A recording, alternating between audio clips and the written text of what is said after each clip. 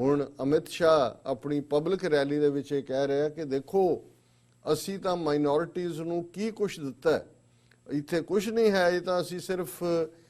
ਪਾਕਿਸਤਾਨ, ਬੰਗਲਾਦੇਸ਼ ਔਰ ਅਫਗਾਨਿਸਤਾਨ ਵਾਲੇ ਜਿਹੜੇ ਨੇ ਅਲਪ ਸੰਖਿਅਕ ਮਾਈਨੋਰਿਟੀਜ਼ ਜਿਨ੍ਹਾਂ 'ਚ ਮੁਸਲਮਾਨ ਗਾਇਬ ਨੇ ਉਹਨਾਂ ਨੂੰ ਅਸੀਂ ਰਾਹਤ ਦੇ ਰਹੇ ਹਾਂ, ਕਿਉਂਕਿ ਪਾਕਿਸਤਾਨ ਔਰ ਅਫਗਾਨਿਸਤਾਨ ਦੇ ਵਿੱਚ ਮਾਈਨੋਰਿਟੀਜ਼ ਨੂੰ ਵੋਟ ਦਾ ਹੱਕ ਨਹੀਂ ਹੈ, ਉਹਨਾਂ ਨੂੰ ਜਿਹੜੀ ਆ ਉਹਨਾਂ ਦੀ ਕੋਈ ਰਿਪਰੈਜ਼ੈਂਟੇਸ਼ਨ ਨਹੀਂ ਹੈ। ਔਰ ਜੋ ਹੀ ਉਹਨੇ ਇਹ ਬਿਆਨ ਦਿੱਤਾ ਹੈ, ਅੱਜ ਕੱਲ੍ਹ BBC ਦੇ ਉੱਤੇ ਚੰਗਾ ਕੰਮ ਕਰਦਾ ਹੈ, BBC ਦੀ ਟੀਮ ਨੇ ਇਸ ਦੇ ਉੱਤੇ ਰਿਸਰਚ ਕੀਤੀ, ਜ਼ਾਹਰ ਹੈ ਸਾਨੂੰ ਤਾਂ ਪਤਾ ਸੀ, ਪਰ ਮੈਂ ਜਦੋਂ ਇਸ ਸੋਰਸ ਨੂੰ ਕੋਟ ਕਰਦਾ ਫਿਰ ਇਹ ਨਹੀਂ ਲੱਗਦਾ ਕਿ ਵੀ ਅਸੀਂ ਕਿਸੇ ਨੂੰ ਫੇਵਰ ਕਰ ਰਹੇ ਹਾਂ। ਔਰ BBC ਨੇ ਫੈਕਟ ਚੈੱਕ ਦੇ ਥੱਲੇ ਇਹ ਕਿਹਾ ਵੀ ਕੀ ਪਾਕਿਸਤਾਨ ਤੇ ਅਫਗਾਨਿਸਤਾਨ 'ਚ ਮਾਈਨੋਰਿਟੀ ਜਾਂ ਅਕਲੀਅਤਾਂ ਚੋਣ ਨਹੀਂ ਲੜ ਸਕਦੀਆਂ, ਨਾਲ ਉਹਨਾਂ ਨੇ ਕਿਹਾ ਫੈਕਟ ਚੈੱਕ। ਔਰ ਇਸ ਸਾਰੇ ਜਿਹੜਾ ਉਹਨਾਂ ਦੀ ਰਿਪੋਰਟਿੰਗ ਹੈ, ਉਹਨਾਂ ਨੇ ਇਹ ਗੱਲ ਬੜੀ ਕਲੀਅਰਲੀ ਕਹੀ ਕਿ ਨਾ ਸਿਰਫ ਇਹਨਾਂ ਦੋਨਾਂ ਮੁਲਕਾਂ ਦੇ ਵਿੱਚ ਮਾਈਨੋਰਿਟੀਜ਼ ਦੇ ਲਈ ਰਿਜ਼ਰਵੇਸ਼ਨ ਹੈ, ਉਹਨਾਂ ਦੀਆਂ ਆਪਣੀਆਂ ਸੀਟਾਂ ਨੇ, ਲੇਕਿਨ ਇਸ ਤੋਂ ਇਲਾਵਾ ਉਹ ਜਨਰਲ ਸੀਟਾਂ ਤੇ ਵੀ ਇਲੈਕਸ਼ਨ ਲੜ ਸਕਦੇ ਨੇ ਔਰ ਹਰ ਇੱਕ ਨੂੰ ਵੋਟ ਦਾ ਹੱਕ ਹੈ। ਔਰ ਇਹ ਇਸ ਬਾਰੇ ਉਹਨਾਂ ਨੇ ਪਾਕਿਸਤਾਨ ਦੀ ਪਹਿਲਾਂ ਗੱਲ ਕੀਤੀ ਕਿ ਪਾਕਿਸਤਾਨ ਦਾ ਜਿਹੜਾ ਆਇਨ ਹੈ ਉਸ ਦਾ ਆਰਟੀਕਲ 51 ਤੇ ਸਬ ਟਾਈਟਲ 2A ਮੁਤਾਬਕ ਜਿਹੜੀ ਉਹਨਾਂ ਦਾ ਨੈਸ਼ਨਲ ਅਸੈਂਬਲੀ ਹੈ ਉਹਦੇ 'ਚ 10 ਸੀਟਾਂ ਮਾਈਨੋਰਿਟੀਜ਼ ਦੇ ਲਈ ਰਿਜ਼ਰਵ ਰੱਖੀਆਂ ਹੋਈਆਂ, 10 ਸੀਟਾਂ ਨੈਸ਼ਨਲ ਲੋਅਰ ਹਾਊਸ, ਤੇ ਜਿਹੜੀਆਂ ਉਹਨਾਂ ਦੀਆਂ 4 ਅਸੈਂਬਲੀਜ਼ ਨੇ ਉਹਨਾਂ ਦੇ ਵਿੱਚ 23 ਸੀਟਾਂ ਜਿਹੜੀਆਂ ਨੇ ਉਹ ਇਹ ਹੁਣ BBC ਰਿਪੋਰਟਿੰਗ ਹੈ ਕਿ 10 ਸੀਟਾਂ ਨੈਸ਼ਨਲ ਅਸੈਂਬਲੀ ਪਾਰਲੀਮੈਂਟ 'ਚ ਔਰ ਸਟੇਟ ਅਸੈਂਬਲੀਜ਼ ਦੇ ਵਿੱਚ 23 ਸੀਟਾਂ ਜਿਹੜੀਆਂ ਨੇ ਉਹ ਰਿਜ਼ਰਵ ਨੇ। ਕੁੱਲ ਪਾਕਿਸਤਾਨ 'ਚ 342 ਸੀਟਾਂ ਨੇ, ਜਿਹਦੇ 'ਚ 272 ਸੀਟਾਂ ਤੇ ਸਿੱਧੀ ਵੋਟ ਰਾਹੀਂ ਨੁਮਾਇੰਦੇ ਚੁਣ ਕੇ ਆਉਂਦੇ ਨੇ, 10 ਸੀਟਾਂ ਮਾਈਨੋਰਿਟੀਜ਼ ਲਈ ਨੇ ਤੇ 60 ਸੀਟਾਂ ਜਿਹੜੀਆਂ ਇਹ ਔਰਤਾਂ ਦੇ ਲਈ ਰਿਜ਼ਰਵ ਨੇ, ਜਦੋਂ ਕਿ ਭਾਰਤ ਦੀ ਪਾਰਲੀਮੈਂਟ ਅੱਜ ਤੱਕ ਔਰਤਾਂ ਨੂੰ ਰਿਜ਼ਰਵੇਸ਼ਨ ਨਹੀਂ ਦੇ ਸਕੀ। ਸੋ ਇਹ ਜਿਹੜਾ ਵਿਮਨ ਜਿਹੜੀ ਹੈ ਰਿਜ਼ਰਵੇਸ਼ਨ ਇਹ ਮੁਸ਼ਰਫ ਦੇ ਪੀਰੀਅਡ 'ਚ ਹੋਈ ਔਰ ਇਹ ਇਸ ਗੱਲ ਨੂੰ ਝੁਠਲਾਉਂਦਾ ਹੈ ਕਿ ਵੀ ਪਾਕਿਸਤਾਨ ਦੇ ਵਿੱਚ ਮਾਈਨੋਰਿਟੀਜ਼ ਨੂੰ ਕੋਈ ਉਹਨਾਂ ਦੀ ਰਿਪਰੈਜ਼ੈਂਟੇਸ਼ਨ ਨਹੀਂ ਹੈ। ਪਰ ਇਸ ਤੋਂ ਇਲਾਵਾ ਵੀ ਜਿਹੜੀਆਂ 272 ਸੀਟਾਂ ਨੇ ਰਿਜ਼ਰਵੇਸ਼ਨ ਵਾਲੀਆਂ ਸੀਟਾਂ 'ਚ ਵੀ ਮਾਈਨੋਰਿਟੀ ਨੂੰ ਇਹ ਵੀ ਹੱਕ ਹੈ ਕਿ ਜੇ ਉਹ ਕਿਸੇ ਜਨਰਲ ਸੀਟ ਦੇ ਉੱਤੇ ਇਲੈਕਸ਼ਨ ਲੜਦੇ ਨੇ ਤੇ ਉਹ ਜਿੱਤ ਕੇ ਆ ਜਾਂਦੇ ਨੇ ਤੇ ਉਹ ਵੀ ਉਹਨਾਂ ਨੂੰ ਇਹ ਹੱਕ ਹਾਸਲ ਹੈ ਤੇ ਉਹਨੂੰ ਜਿਹੜੀ ਹੈ ਇਸ ਸਾਰੇ ਦੇ ਵਿੱਚ ਵੀ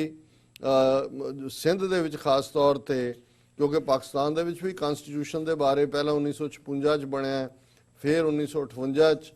ਫਿਰ 1973 ਵਾਲਾ ਜਿਹੜਾ ਹੈ ਇਸ ਨੂੰ ਹੁਣ ਜਿਹੜੇ ਰੈਕਗਨੀਸ਼ਨ ਹੈ ਪੂਰੀ। ਔਰ ਇਸ ਸਾਰੇ ਦੇ ਵਿੱਚ 2018 ਦੀਆਂ ਚੋਣਾਂ 'ਚ BBC ਰਿਪੋਰਟ ਕਰ ਰਿਹਾ ਕਿ ਮਹੇਸ਼ ਮਲਾਨੀ, ਹਰੀ ਰਾਮ, ਕਿਸ਼ਵਰੀ ਲਾਲ, ਗਿਆਨ ਚੰਦ ਅਸਰਾਨੀ ਸਿੰਧ ਪ੍ਰਾਂਤ 'ਚ ਪਾਰਲੀਮੈਂਟ ਔਰ ਵਿਧਾਨ ਸਭਾਵਾਂ ਦੀਆਂ ਅਨਰਿਜ਼ਰਵਡ ਸੀਟਾਂ ਤੋਂ ਚੁਣ ਕੇ ਆਏ ਸੀ। ਹੁਣ ਇਹੀ ਨਹੀਂ ਵੀ ਉਹਨਾਂ ਨੂੰ ਆਪਣੀ ਰਿਜ਼ਰਵੇਸ਼ਨ ਹੈ, ਜਿਹੜੇ ਨਾਂ ਦਿੱਤੇ ਨੇ ਇਹ ਜਨਰਲ ਸੀਟਾਂ ਤੋਂ ਮੈਂਬਰ ਬਣ ਕੇ ਆਏ।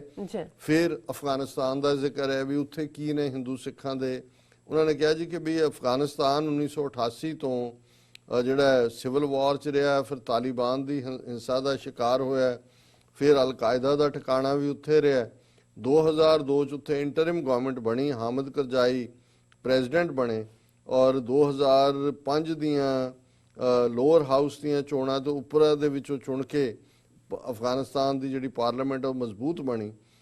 ਕਿਉਂਕਿ ਅਫਗਾਨਿਸਤਾਨ ਦੀ ਆਬਾਦੀ ਕਿੰਨੀ ਹੈ ਇਸ ਬਾਰੇ ਠੀਕ ਨਹੀਂ ਕਿਹਾ ਜਾ ਸਕਦਾ, ਕਿਉਂਕਿ 1970 ਤੋਂ ਬਾਅਦ ਜਿਹੜੀ ਹੈ ਉੱਥੇ ਸੈਂਸਸ ਮਰਦਮਸ਼ੁਮਾਰੀ ਨਹੀਂ ਹੋਈ, ਪਰ ਇਹਨਾਂ ਦਾ ਕਹਿਣਾ ਕਿ ਵਰਲਡ ਬੈਂਕ ਦੇ ਮੁਤਾਬਕ ਇੱਥੇ ਜਿਹੜੀ ਹੈ 37 ਮਿਲੀਅਨ ਦੀ ਆਬਾਦੀ ਹੈ, ਜਿਹੜੀ ਹੈ 3.7 ਕਰੋੜ। ਔਰ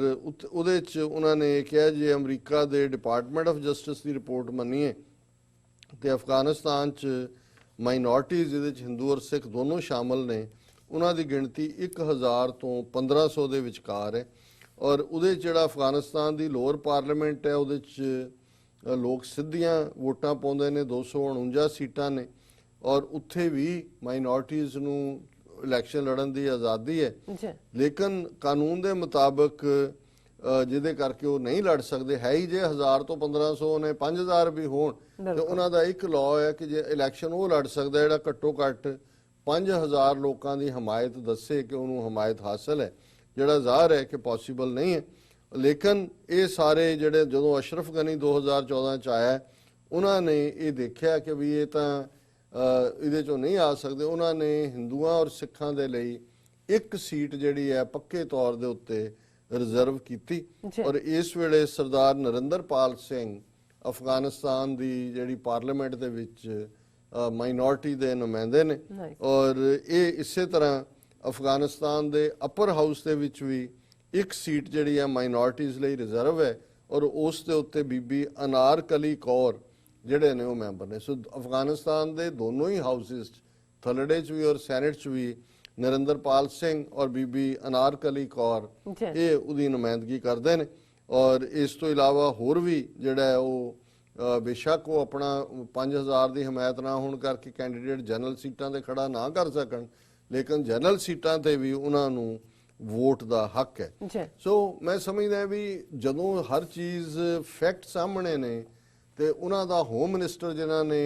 ਬਿਲਕੁਲ ਝੂਠ ਪਰੋਸਣਾ ਹੀ ਸਿੱਖਿਆ ਹੋਇਆ ਉਹਨਾਂ ਨੇ RSS ਨੇ, ਉਹ ਕਹਿ ਰਿਹਾ ਜੀ ਪਾਕਿਸਤਾਨ ਅਫਗਾਨਿਸਤਾਨ ਚ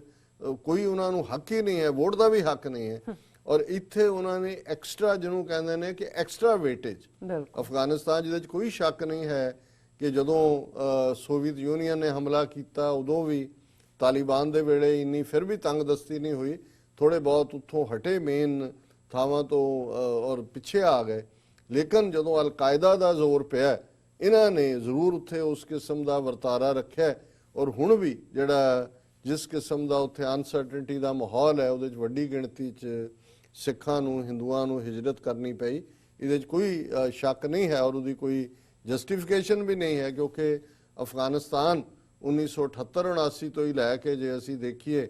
ਤੇ ਵੀ ਕਿੰਨੀ ਉਹਨਾਂ ਨੇ ਇਹਨਾਂ 40 ਸਾਲਾਂ 'ਚ ਕੀਮਤ ਚੁਕਾਈ ਹੈ। 2-3 ਮਿਲੀਅਨ ਅਫਗਾਨ ਮਾਰੇ ਗਏ ਨੇ, ਕਿੰਨੇ ਵੂਨਡਡ ਨੇ,